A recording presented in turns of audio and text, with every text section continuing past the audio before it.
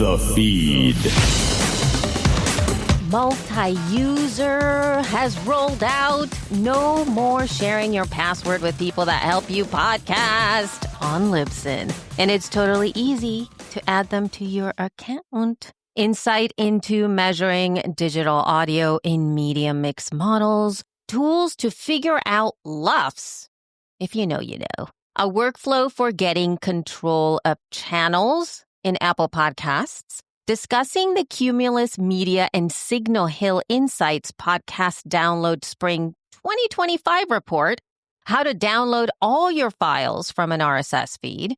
We got answers, plus geographic and user agent download numbers. Hello, I'm Elsie Escobar, Director of Community and Content for Libsyn, and this is episode 296 of The Feed, the official Libsyn podcast, the podcast that takes it beyond how to podcast into keeping you podcasting with podcasting tips and information for the everyday podcaster and taking you inside Libsyn. And if you're starting a podcast or simply looking to find a new home for your existing podcast, use the code THEFEED, all one word, to get up to 2 months free. Now, if you would like to get featured on the show, send in your 30-second promo. How do you do it? You attach it to an email and you send it to thefeed@libsyn.com. If you don't have a promo but you want your voice on the show, ask us a question or add to the conversation that you hear on an episode, send us voice feedback. You can call us at 412-573-1934, or you can use SpeakPipe at speakpipe.com/thefeed. Everything is done via email. It's first come, first served, sprinkled with a little bit of if we get to it, or if we forget, or if we don't have time for it, we'll save it to next time. Okay? Don't be sad if we don't feature you right away. Okay, you got it? And now on to our main conversation with Rob Walsh, VP of Podcaster Relations at Libsyn, and my co-host. Here we go. Hello, Rob. Good generic time of the day, Elsie. How you doing? Oh, happy mid-June. Happy July. Yeah, when this comes out will be July, right? First? When yes. This episode comes out? Is it, right? Oh my gosh. Halfway through 2025. Who knew it was going to jump so clearly, so fast? Here we are. Good Lord. Well, we have a little something that we just released in Libsyn. Yes. You want to talk about this one? Yeah. So something called multi-user has been rolled out. And I think that y'all can kind of guess what this is, but I'm going to read a little something here to let you know what that is. So we now have a multi-user access, and this feature allows you to add team members to your account, such as producers and editors, VAs, or of course, co-hosts, right? So that they can help manage the podcast and or your account. You can grant access to up to 5 additional users per show. This is a really easy way to grant access without sharing your personal login, especially, for those of you who are working with a team and stuff. So each team member gets their own access, meaning no more sharing usernames and passwords of your Libsyn account. And it allows you others to directly manage uploads, the settings, and more effectively letting them to do their job if that's what you've hired them to do within your show and facilitating all the workflow. So it's important to note that these additional users have some limitations. They're restricted from any billing related features. And this restriction specifically includes changing the plan level, canceling the show, or enrolling in automatic podcast ads. However, these users will have the ability to access features related to your stats, publishing tools, and show level settings. So it's super easy to add a new user or edit an existing one. You go over to your settings page, and you do that by clicking the little gear icon at the top of your Libsyn account. Then click Manage Users. The Manage Users page is your hub for displaying who currently has access to your show. So on this page, you can also search for your users. Mind you, there's only 5. So it's like, you don't have to be like going into pages of users To add someone new, you click Add New. And if you need to edit an existing user's profile, you click Edit in that row. And it's easy. It's so easy to add them. I actually checked that out. It was the easiest thing to be able to do that and delete them also. And next, you enter their, user details, our first name, last name, and a display name, which appears on the Manage Users page for you to know what they are. And of course, their email address. Now, once you've finished entering or updating the information, then you, of course, click Save. After you click Save, the user will automatically receive an email invitation. If the user already has a Libsyn account, they will be invited to log into your show. If the user doesn't have a Libsyn account, they will be invited to get started by setting a password. And once they have a Libsyn account, they can then log into your show. So multi-user access is designed as a way to collaborate with your team without having to share passwords or display sensitive financial information.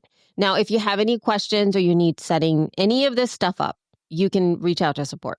You can do it by clicking there's a little icon at the bottom right of the dashboard inside of the Libsyn UI. So it's always there, by the way, y'all, for everything.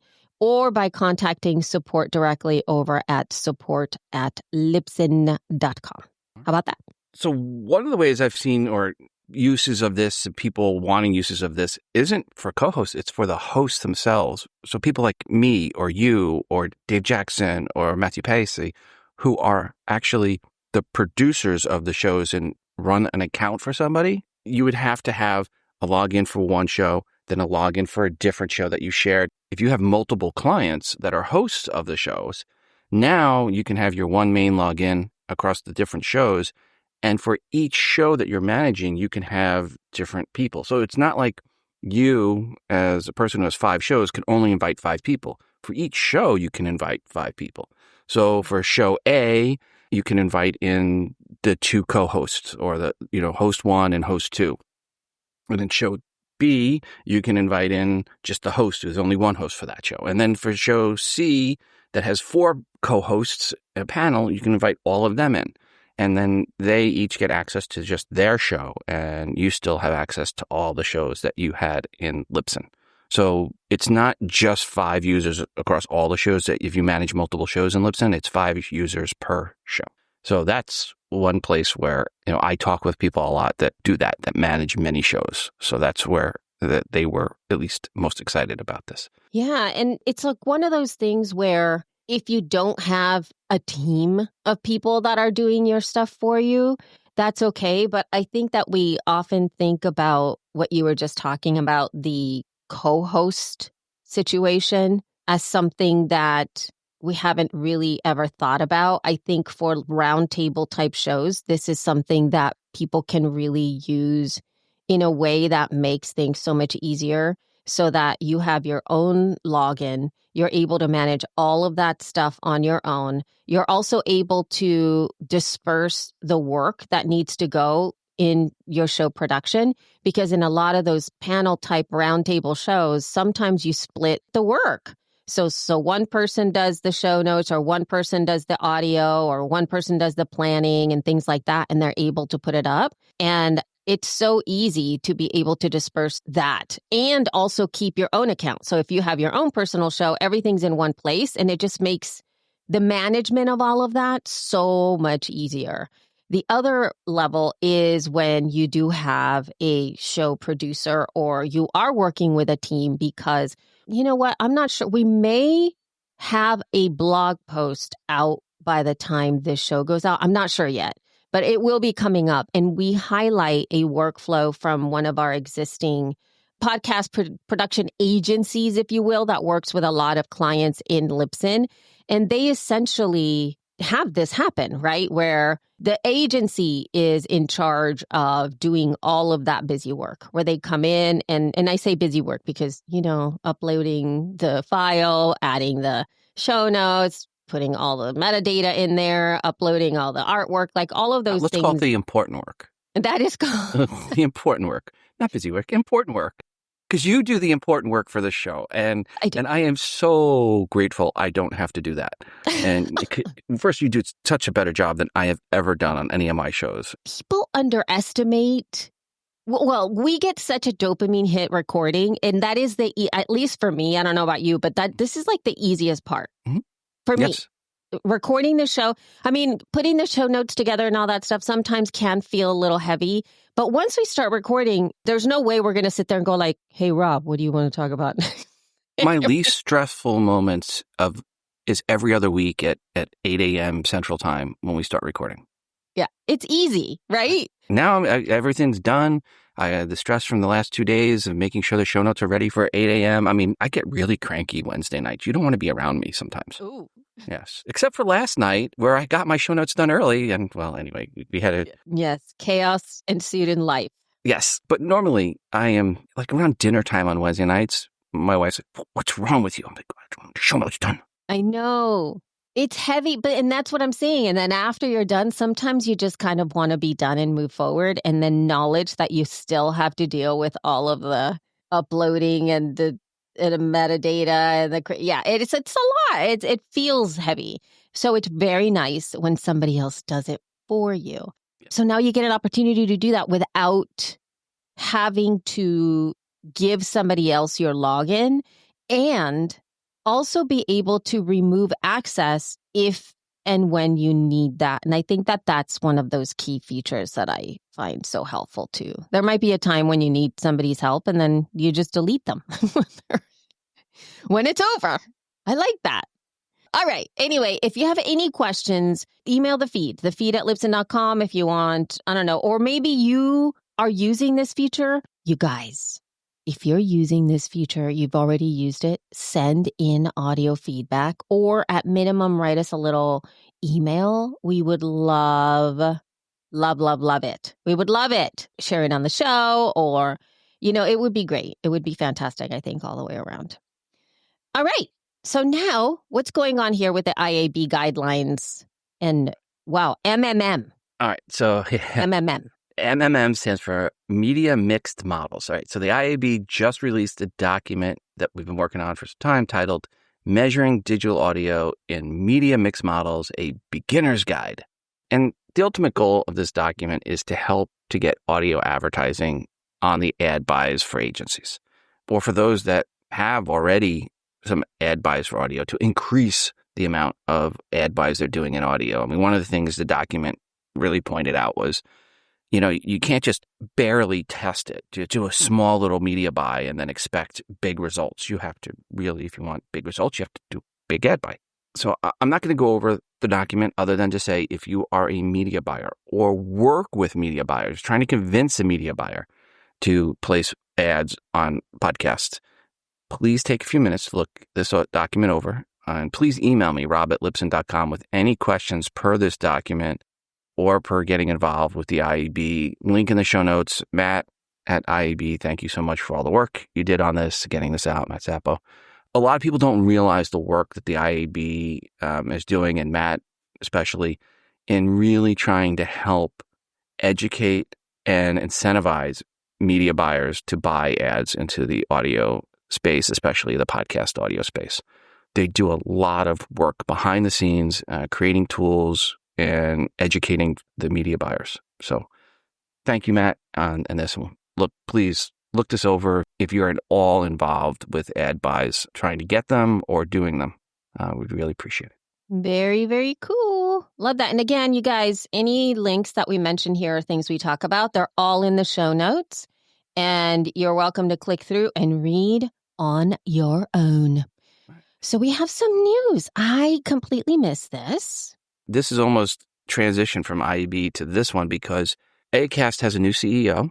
Ross Adams, their previous CEO for the past 10 plus years, stepped down. And the new CEO is Greg Glenday, who is someone I've been on a bunch of IAB calls with over the last couple of years. So Greg was the CBO for Acast, which was the Chief Business Officer. And Greg has been with Acast since 2023. So congrats, Greg, on the new position. Hope he'll still be, he probably won't be on the IAB calls anymore. He's going to be a little busy, but he'll have someone else stepping in from Acast on those calls. But yeah, it was nice to, I know who Greg is, and I think Acast made a good hire. So congrats, Greg. Congrats, Acast, on your new CEO. Very, very nice. Congratulations. Okay, we're going to move into an email here. Hi, Rob. We keep getting messages like this. I don't totally get it since we normalized to basically 0 dB. I know I've asked you before about it. I just don't really get what else we can do. And that message was, quote, I have been a longtime listener and wanted to let you know, to tell you that I enjoy your commentary. I appreciate what you do. I did want to mention that it seems the audio level is low compared to other audio I listen to. I have to crank it up to nearly 100%, but then everything else is super loud. Might just want to normalize it to a higher level before uploading it. Regards, NR. Hello, NR. And I listened to his most recent episodes, and they sounded like they were at standard audio levels. And I just listened to a few other shows, and all seemed to be really close to the same level as his. And Apple recommends -14 to -16 LUFS, and his show was coming in around -20 to -22 LUFS. So a little lower than the recommendation, but not crazy low. And you go, well, Rob, how did you check the LUFS? I found a free tool for checking levels, and it's at maztr.com, maztr.com/audio loudness meter. We'll have a link for it in the show notes. And I sent that to him, and I said, if you can increase your volume level about 4 dB, that would put it in the range of what Apple and Spotify are recommending. And Elsie, when I checked his, I also checked our show, and we were coming in right around -15 LUFS, so right in between that 14 to 16. So good job, John. But the intro comes in a little hot, the feed, at -9 LUFS. But other than that, it was really running around -15. I did find another tool to check LUFS, loudness.app/en/measurements. But interestingly, that one had us at around -18.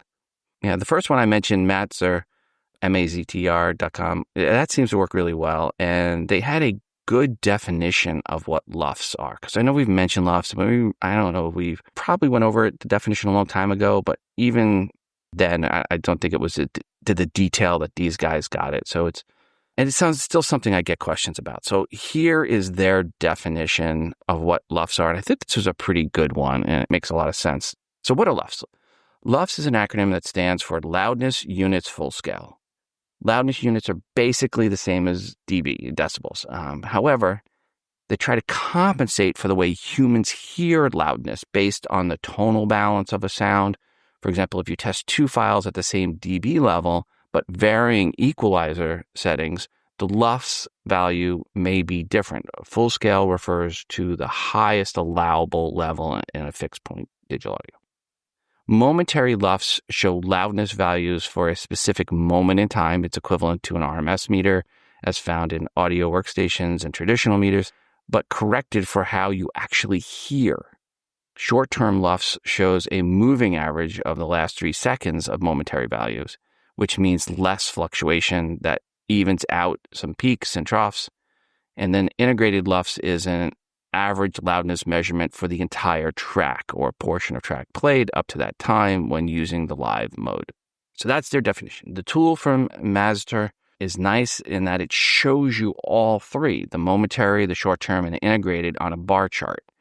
And you upload your file and gives you a nice feel for how your audio levels are perceived by the listener. And it does change as the episode goes on. And here were some screenshots from our most recent episode. So when I uploaded it, it said overall the integrated LUFS was -18.4. And then as we started playing the intro, you could see the -9.4, the feed at that point. And then everything was running around 10. But then as we were both talking, got to the point where we were talking for a few minutes, then you could see that the overall integrated, the long-term part, was at -15, and that's where it kind of stayed out for the rest of the episode. But then there were some points where it got up and down on the momentary, and so I thought this was a nice tool if you want to get a feel for how your episodes are perceived. And again, LUFS is a perceived, and that can mean when you have a deep voice, like at the beginning of the feed, even though the overall dB's loudness is at the same as the rest of the episode, the perceived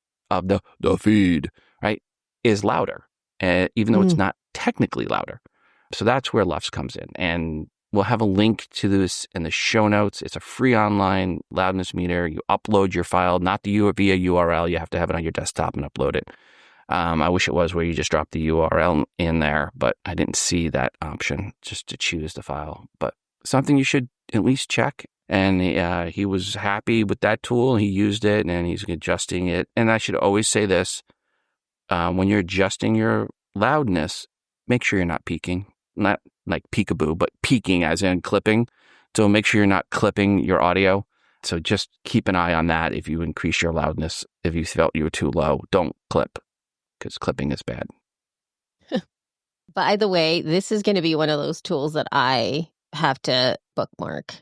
Because this happens all the time, wanting to check LUFS. Then it's a weird thing. It's one of those tools that you need to have in there because when you need it, you really need it. But it's not something you're constantly doing. And this was really smart. So you guys check it out in our show notes again. And I'm just going to spell the website again, just in case you don't want to go to the show notes. It would be amazing if you did. But in case you don't want to, it is maztr.com. Mastered? Oh! Master? Is it Master? Master? Master. Like a master track? Okay. Yeah, like a master track. Yeah, totally. So master.com/audio loudness meter, like all together, no dashes or anything. So very cool. Thank you for that website for being so helpful.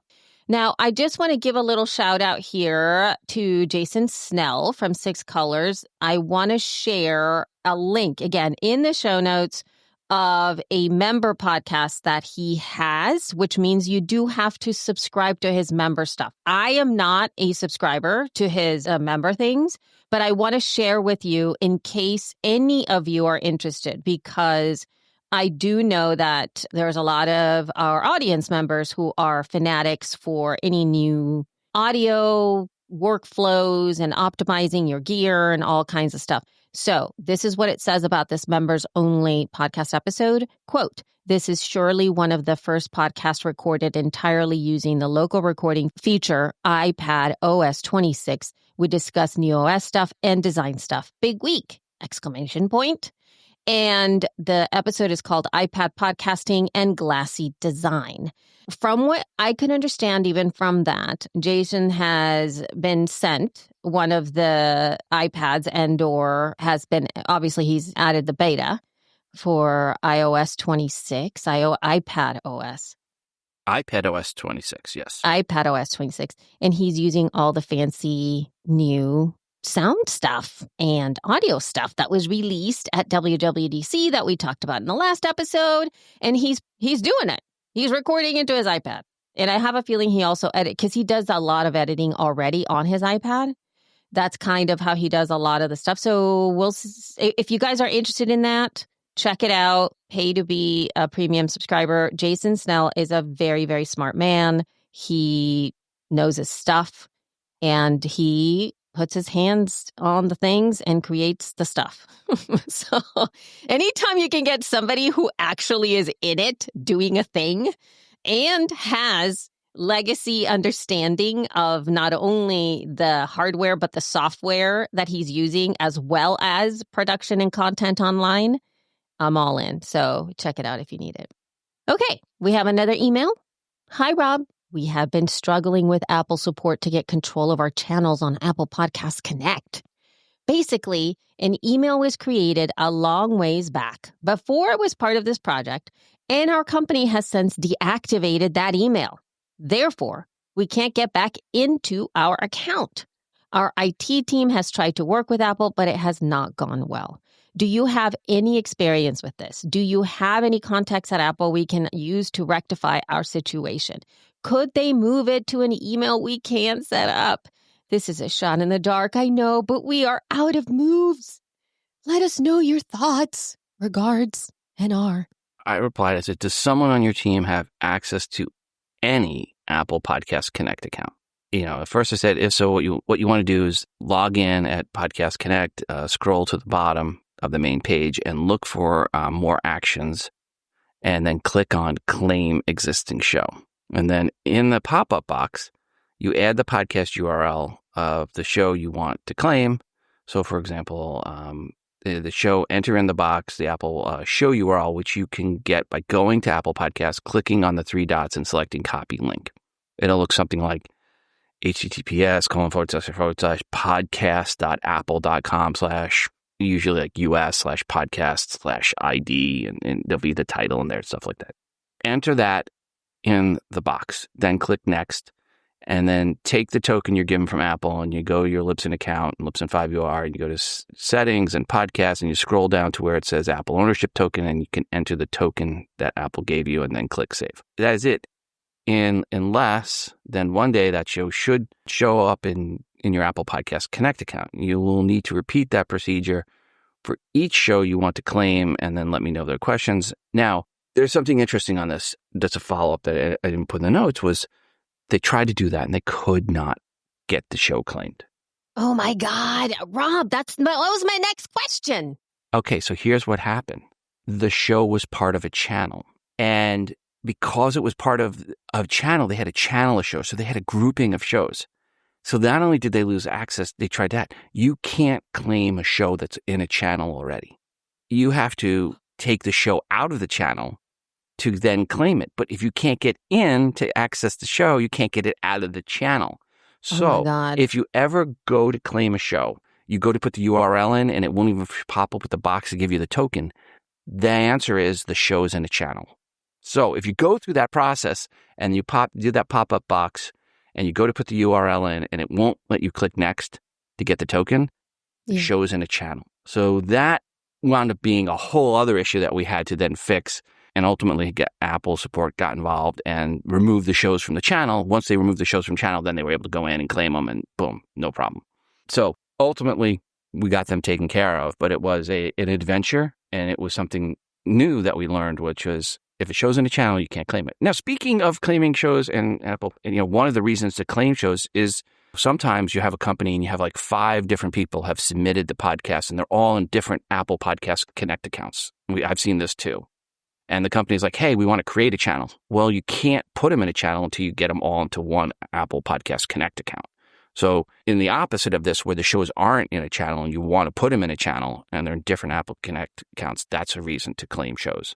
To create channel, first thing you do is get all the shows into the one Apple Podcast Connect account per what we just went over, and then follow the instructions Apple has on this. And this one, I'm not going to go into it because it's like anyone driving will get in an accident. Hi, Porter. And look in the show notes, as I am not going to go through all of these steps now. So anyway, that was the irony as I wrote this about a car getting in a car crash before my son got in a car crash last night. That was our fun part. So there you go. He's fine. He just destroyed my car. And right as we were getting ready to record, I got a text from Allstate that said, your car is not going to be repairable. Please take all personal items out of it and get your title. So, yes. Oh, my God. Yeah, that's karma for me writing in there in the show notes about it, this causing an accident in this. I should have joked about that. I forgot about that. Anyway, look in the show notes if you want to figure out how to create a channel. And then we just went over how you do that to claim all the shows to bring it in. So a lot of stuff about Apple and channels in this episode. But I do want to say kudos to Apple support on helping us get those shows out of a channel for an account that they long had lost the Apple Connect access to. Oh my God. You never know. There's some use cases that you can't plan for. You can only do so much. You know what I mean? The ones that have happened and other ones is where people at companies, because a lot of times company email, they can't get to set up an Apple ID. And this happens all the time. Someone leaves the company. Yep. And it was a personal email. Not only did they leave the company, they were fired. Yeah, good luck getting control of that back, right? So I've had that happen multiple times where someone left a company and they no longer had access to it. So lots of ways that you can lose access to a show. Again, Apple does have a good way to claim it as long as it's not in a channel. If it is in a channel, you do have to get Apple support involved and you have to let them know, and then they have to remove it manually from the channel for you. Yeah, I believe, it's one of those things where when we all first started podcasting, the idea of doing it in community, meaning as in like with a team with more than one person doing something, wasn't something that was common at the beginning. And now it feels like it is actually part of something that you need to think about, is that it isn't just access to one person. Multiple people need to have access to the thing, and everything tends to be tied towards one thing, right? Like logins and email addresses. And I don't think that and I'm not talking just Apple Podcasts specifically here, but that is something that happens sort of across the board. Facebook had to do with that in terms of facebook.business.com situation, access to ads and Facebook pages and insights into all of the different types of social media management things that at first it was just you as the person who owns the channel and or the profile.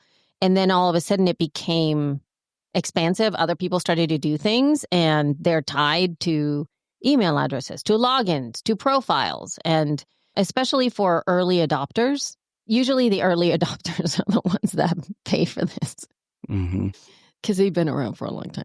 We didn't know what no one knew, right? Right. Nobody knew. How would you know? Right. Yeah, exactly. How would you know all of this stuff was tied to all the things?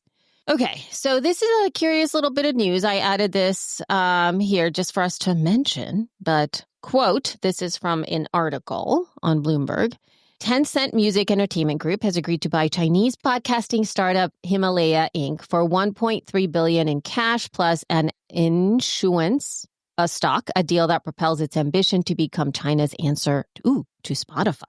The company, a unit of WeChat operator Tencent Holdings Ltd, will issue shares to its founders and other backers to help fund the acquisition, it said in a statement. Bloomberg News first reported on a potential deal in April valuing the transaction north of $2 billion. Whoa. Closely held Himalaya counts Tencent, Baidu Inc., and Sony Group's Corp's music entertainment unit as backers. The company filed for a Hong Kong initial public offering in 2021, but pushed back the plan. The app-based online audio platform had 303 million monthly active users as of 2023, according to a separate listing application it filed last year. Tencent Music is one of the biggest online music entertainment platforms in China, with apps such as QQ Music, QGo, QWO, and WeSing. According to its website, its shares jumped more than 7% in pre-market U.S. trading. End quote. So they had led the 100 million Series C round of Himalaya back in 2016. They were a long-term investor of Himalaya. Also, most of the content on Himalaya is not podcasts as we would call them podcasts. It's pay for premium content, including audiobooks. And most of the audience is in China. That said, they do have podcasts. Just if you look at the app, you'll find many are not up to date, and they don't have all podcasts or even most podcasts. They call it podcast, but it's not, and most of it is not podcasts as we would call it outside of China. A lot of those podcasts in Himalaya and China are pay for content, premium content, really closer to audiobooks or, what was the Lydia, or was it Lydia, what it was, the service? Libby. Wait, which one? What are you talking about? There was a service that you would pay for tutorials and stuff like that. I think it was Linda, yeah. So it's similar to that in business model, a lot of what they were doing. And again, they did have podcasts. That is part of it. There were some, not a lot, not up to date. So it is limited in true podcast RSS of what's there. But in any case, this was a long-term investment that they just then actually did an acquisition on. Yeah. For those of you who were kind of been in the podcasting scene for a while, like right around, 2018, 2019, they were really present in all the conferences. They had big, giant booths. They were spending a lot of money. They had some crazy parties. You can look that up. Yeah, it was big. They were sponsoring a bunch of things. They were really just paying all the money to all the people. But all right, we'll keep an eye out on them and see what's going on. Will they or won't they become the Spotify of China? So, We'll see. I always cringe when I hear someone saying they become the Netflix of this or the Spotify of Yes, that. I know. Just be yourself. Right. There's a part of this. Did they actually say that? I mean, that could be something that they said. And unfortunately, it's the only reason people say that and or reporters report like that is because the masses just are not creative, Rob. Yeah. They understand like that one thing. It's like Netflix and they go, oh, yeah, right. You know what I mean? If you say that, they understand it. And sometimes if you say like you want to do your own thing and you want to describe it, people are going to be like, what? So I get it. But alas, do your own thing. And plus China does their own thing regardless. So I think they're going to do their own thing. Okay, here's a new article that I added here that is based on a study that actually came out after this article came out. And I'm just going to put a quote in here from this article over at signalhillinsights.com about YouTube isn't dominating podcasting. Quote, let's also be clear about what's being measured. These shares represent the platform consumers use most often, not exclusively. The 39% of podcast consumers using YouTube, most are also using other podcast platforms. In fact, half of these YouTube primaries also use Spotify occasionally or frequently, while at least a quarter use Amazon Music, iHeartRadio, or Pandora. Most consumers don't have a single podcast platform. They use two or more, end quote. And, in the article it mentions like 39% or you even read it, 39% of consumers. So what people wind up going and saying, 39% of podcast listeners are on YouTube. No.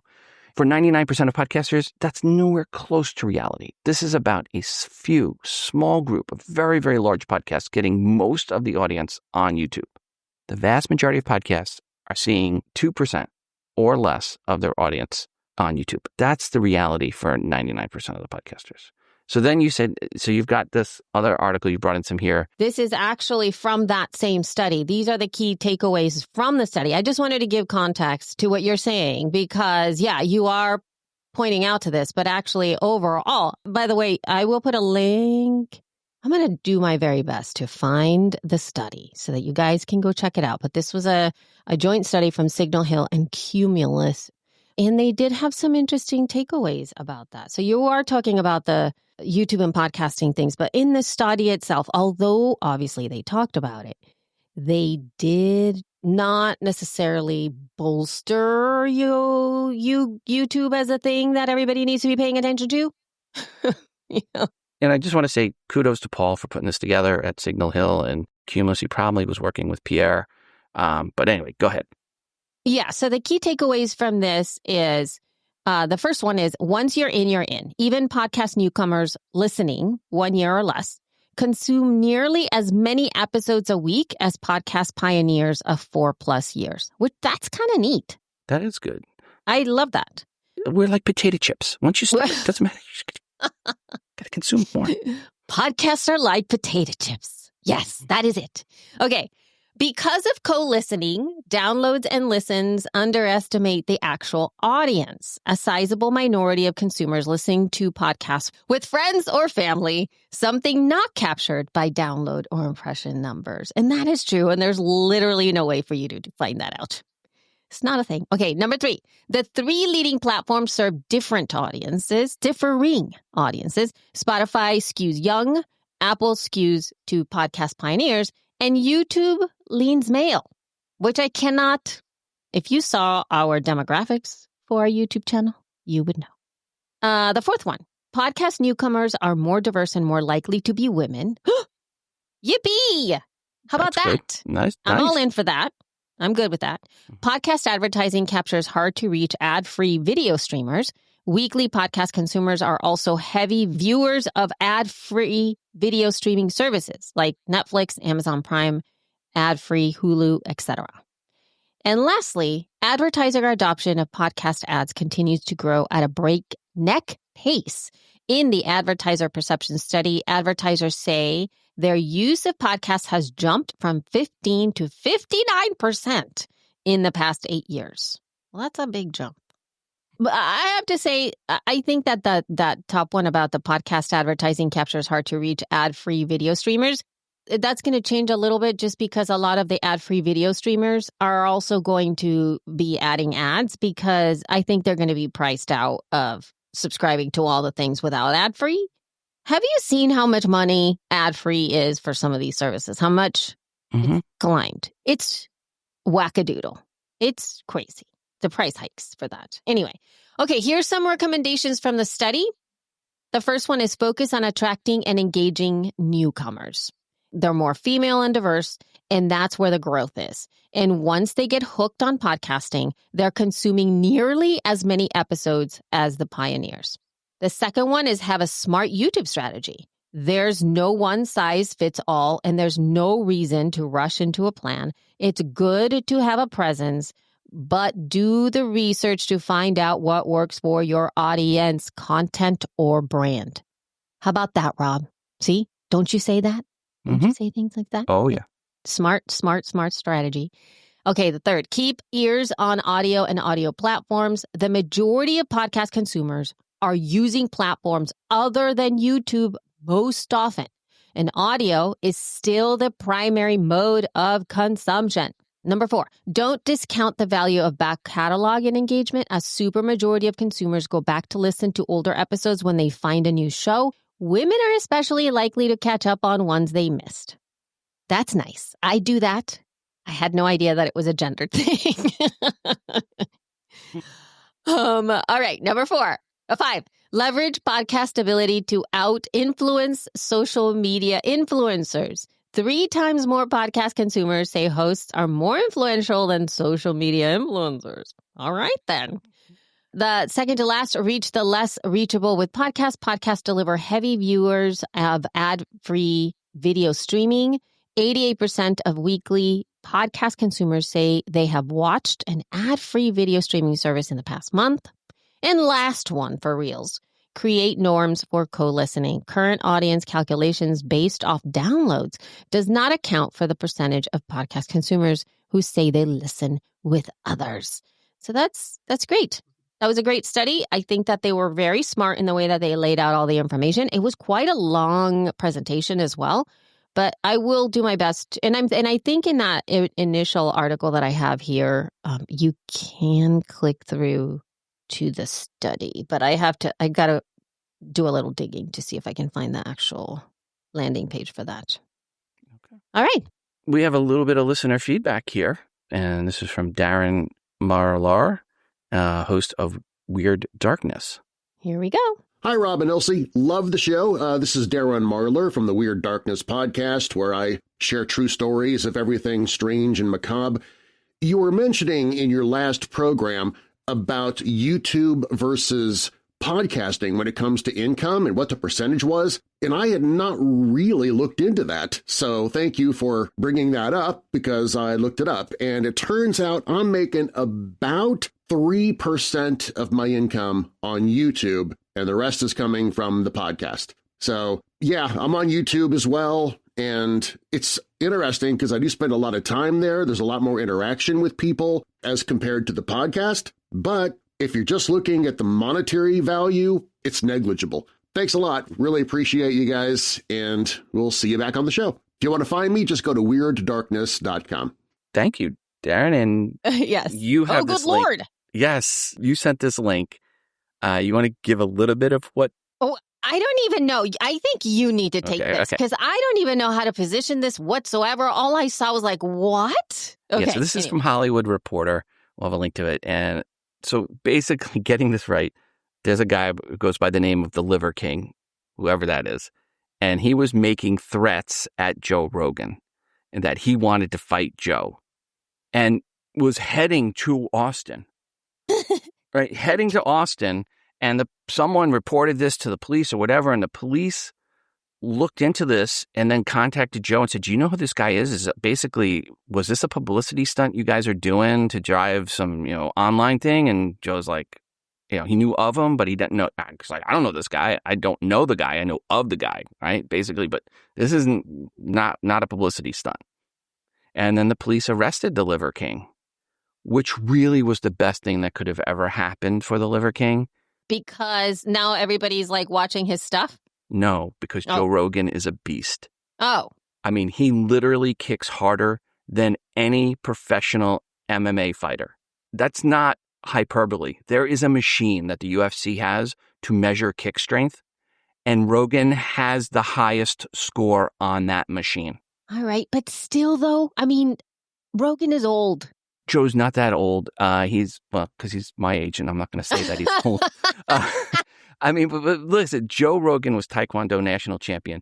Joe knows more about MMA, UFC fighting. I mean, there are professional fighters that will talk about Rogan seeing things and telling him that they're doing things that they didn't even know they were doing these moves. And he is not just someone that this isn't like Howard Cosell, who knew football, right? Yeah. Or knew boxing. But you would never be afraid of Howard Cosell. No. This is a guy that was in it. This is like when you hear Brett Saberhagen or a professional pitcher doing the color commentary, or Bill Walton when he was doing basketball commentary. He talked the talk, but he could walk the walk. Joe could walk the walk. And I mean, he was Taekwondo national champion. He's not someone you mess with. In his kick strength, this is recently where he was doing this. It wasn't a long time ago. It was a few years ago on the kick strength. He is literally a beast. And Liver King should thank the police from Joe sending him into hospice, because that's where he was headed if he tried to confront him. I mean, okay, dude. I mean, I get it. I understand that. But still, like, is he training all the time? I'm just pushing back only because, all of the retired football players, there's some of them that were in peak, performance, and there's all of the, He actually is in better shape. If you listen to the show, he's given up alcohol in the last couple of years because it wasn't making him feel good. He's actually in better shape than he was a few years ago. Okay, but regardless of this, though, it is scary to have some dude. Plus, the Liver King guy is really scary looking on his own. His arms are huge. And by the way, there's a huge beef, I guess, between them, which is what this Hollywood Reporter article was also saying, that the beef was really, it wasn't necessarily Joe's beef. It's the fact that this Liver King guy was saying that his body was all due to this like primal living of just doing everything natural, I guess eating lots of meat and things like that and just working out. And Joe was like, dude, there's no way your body's going to look like that without taking steroids. And the Liver King was like, are you kidding? No. And then finally there were some like doctor leaked in things where it showed that he was paying something like $11,000 a month on steroids. And so the Liver King finally had to come clean. And ever since, because Joe called him out just randomly on his show, it's not like he was going after him. Literally, Joe just said, like, what a dork. Obviously, it was just like, I think it was like an off the cuff comment. And the Liver King took he's been after him after that. Anyway, but here's the other kicker, though. The Liver King dude going to go get Joe, he was putting this out on social. Like, he was recording himself going to Boston. going to commit the crime, essentially. I have links, by the way. We'll have links in the show notes to YouTube videos of Joe Rogan kicking, and you can see the strength. And he literally out kicking professional fighters. There was one where he literally out kicked a professional kickboxer. Okay, Rob, I'll give you that. I'm just saying, he is a beast. You would not mess with Joe Rogan, not if you're smart. Also, I'm sure Joe has no interest in this. And I think all this to say, just the police. Yes. Stop them. Joe said, to his credit, he just said, yes, this feels like it's a threat to me. Please go stop him. And the police did their job. And Joe can just live his life. He doesn't need to be proving his manliness by fighting other random people that just want to fight him. It's just weird. Who does that? And it's dangerous. People just doing stuff like this is stupid. Don't do that. And by the way, if you threaten violence and you're a podcaster, you will get kicked off wherever you're hosting. Ugh. That's the line. Remember, folks, there's a line. Correct. And promoting and threatening violence is crossing that line. And we never, ever condone that. That is one of the reasons why I put this in here, because I know we often get asked about it. I think we've been pretty straightforward about that for many, many years. We do not ever condone promotion of violence. Correct. And that's something, again, we go back to Alex Jones, right? His offhand comments, what got him not kicked off of Libsyn, he wasn't with us, but got kicked him off of Apple and other places. You can't promote this. What this guy did, obviously, if you're a podcaster and you did that, you should expect in those scenarios to have your show removed. Yep. And again, Liver King should be thanking his lucky stars that the police stepped in, because he would have gotten destroyed. Not that Joe wants to do that. And I'm not saying Joe in any way, shape, or form said he would have destroyed the guy. I am just commenting on the fact of what I know about Rogan. And evidently the Liver King does not know how to search YouTube. And Joe Rogan could kick power. Oh my God. You are going to die on this hill of Joe and his big legs that fight people and hit them hard.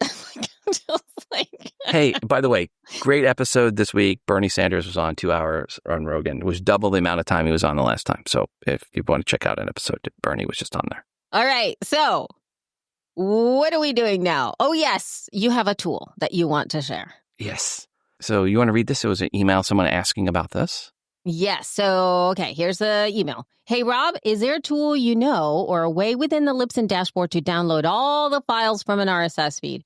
I have a client that wants to send all their episodes off for transcription, and they have over 500 episodes. So we're looking for a painless solution to get all those episodes downloaded into a single folder. Thanks, NR. So this is one that's come up before. And comes up all the time. It's weird. Yeah, and on the PC side, the recommendation was iTunes and using the Get All feature. But that's only good on the PC side, right? Because iTunes is no longer available on the Mac. But on the Mac, I didn't ever remember that we've ever given a good answer. And we did get a couple of people that had recommended, and we haven't talked about it since the recommendations came in, Podcast Archiver. It's a paid Mac app. It's $8.99. I have a link in the show notes. From the description, it says just enter an open RSS feed URL and download all or selected episodes. So you can download all, or you can download a select group of episodes. I have not personally tried it, but again, folks did suggest that and have used it and said that it worked for them. And again, we'll have a link in the show notes for that app, which is called Podcast Archiver, 2 words, and it's $8.99. So finally have an answer for Mac people that want to do a bulk download. So there you go. That's very cool. Love it, love it. I just want to give a shout out here very quickly to Jeremy Enns. He just finished the Podcast Marketing Trends Report 2025, and I have not read it. I mean, I've scanned it. There's so much information on this thing that I literally got tired just scrolling down the page. So we will talk about it in more detail next time. In more detail at some point soon. Because remember, Rob, the thing is, though, for the 2024 report, we had it in our show notes for every episode, and we skipped it all the time because it was so jam-packed. Yeah. Anyway, there's more. There's more information, and I have to sit with the data for a bit before I don't have a point of view right now. And I don't want to start talking about it without context, but you guys can check it out. There's going to be a link in the show notes. So podcastmarketingacademy.com/podcast marketing trends report 2025, all dashes in between the words. But again, link in the show notes. Please go check it out. It's really good. Very well done. Very well thought out. So yeah, check that out. Right. Anywho. Wait, so now we got a promo from my favorite podcast, my new favorite podcast. I listen to all these episodes. I recommend this podcast all the time. So go ahead and enroll that promo. Oh, wait, they didn't send it in? Well, that could have been your podcast for all you know. Oh, well. Rob, you and I, you know what we need to do? We need to create promos. We need to start to create promos for ourselves. Somehow. We're going to promote stuff. We got to start doing it because, come on, people. You got to get on it. Okay. Anywho, are you ready for your stats feature? Yes. So This is geographic and user agent stats. And this first up, this is a country breakdown for May per download geographically from all sources. And here we go in order of top 20. USA 61%, Canada 5.4%, UK 5.4%, Australia 3.5%, Germany 2.6%, Sweden 2.1%, Netherlands 1.7%, Spain 1.2%. That's everybody over 1. And then rounding out the top 20 in order, Japan, India, France, China, Brazil, Denmark, Mexico, Ireland, Philippines, Poland, Norway, and Switzerland. And for May, we had Norway and Switzerland move back into the top 20. And between May and April, those with changes greater than 0.2% was the U.S. dropping from 61.3 to 61%, Netherlands jumping to 1.7% from 0.8. So there's a couple big podcasts there in the Netherlands had a big month. And Japan dropping from 1.3% to 0.9%. Of course, check your stats and see how you measure up to these numbers for May. And now for user agent info. And this is for May across all shows globally hosting on Libsyn, Libsyn Pro. For IAB stats, mobile downloads were at 86.58% of all downloads going direct to mobile devices. That's down a smidge from April's 86.9%. And computer downloads were up a smidge to 13.02%.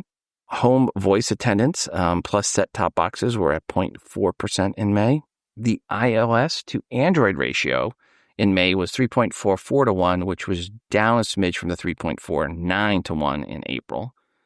Mobile aggregator apps not from Spotify or from Apple in May were 11.01%. And then the big dog in aggregator apps is Apple, and with the Apple Podcast app, iTunes, and Apple Podcast ecosystem coming in at 46.05% of all downloads in May.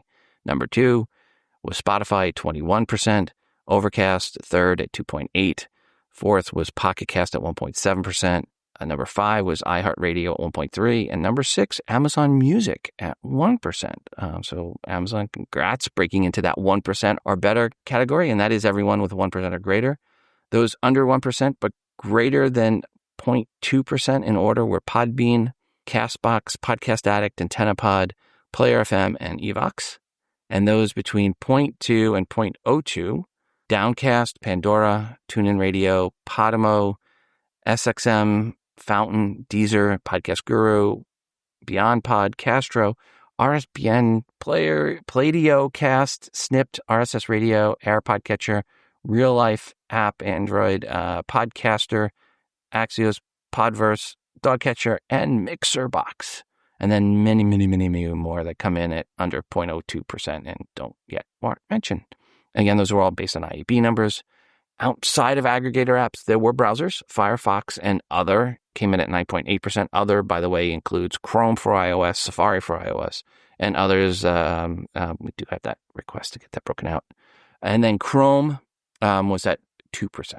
Overall, browsers combined were around 12% of downloads in May, just a little above.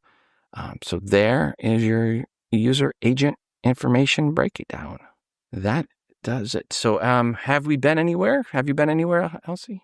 I have not been anywhere. As far as I know, I've been working hard, people. I've been working hard.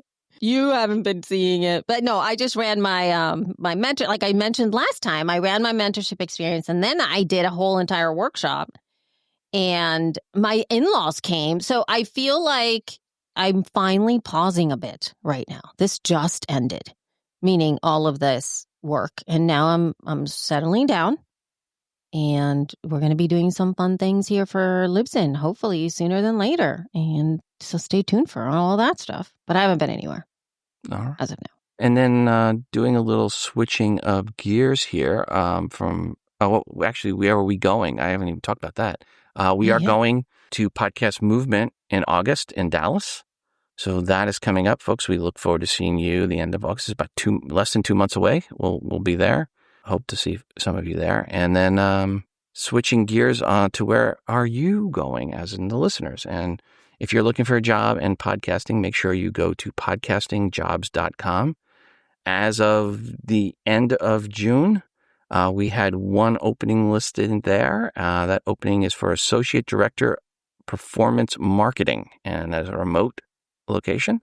So Associate Director of Performance Marketing. So that is the one opening we have right now. Again, go to podcastingjobs.com to learn more about that opening and other potential openings that we may have there in the near future. Yeah. And hey, listen, if that's you, it's going to be working for my team and you get to manage me.